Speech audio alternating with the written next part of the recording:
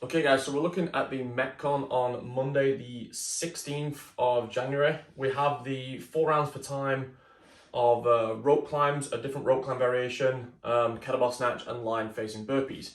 And your scaling here is going to be really dependent on how good you are at rope climbs. The elite version is very difficult with 3 legless rope climbs in a row.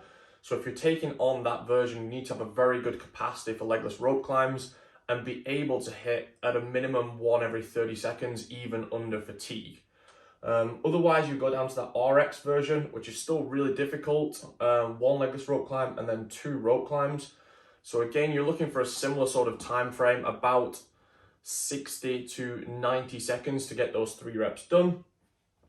And the other movements are the same, so it's equally as challenging with the hang snatch and line facing burpees. And then again, down to the intermediate level, we're going to go just 2 rope climbs, so you're not completely limited by the legless, and a normal rope climb is much more likely to show up in a intermediate level of competition anyway.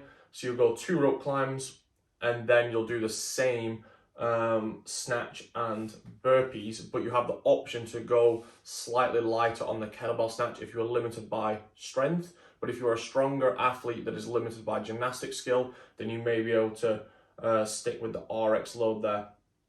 The time cap for all variations is pretty tight, about 4 minutes per round. So again, if you can hit that in around 90 seconds, the rope climbs, you're then going to have to go into an unbroken set of kettlebell snatch, ideally keeping that unbroken. This is just single arm, so this is probably the easiest part of the workout, but it will add a little bit of grip fatigue, so I would still try and split those equally between your hands, or 8-7 or even 5-5-5 if you favor one side to the other. And then those 21 line facing burpees, it's one of the easier stands of the burpee because you don't have to jump very high.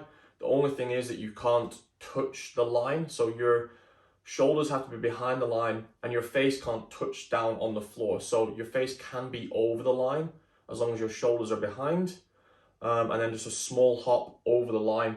But even 21 reps is going to add up some fatigue, definitely going into those rope climbs. So try and be pretty efficient as you move through there and hit a very similar pace round to round, not going out too hot on the rope climbs in round 1 and 2, because round 3 and 4 is of course going to get much more difficult.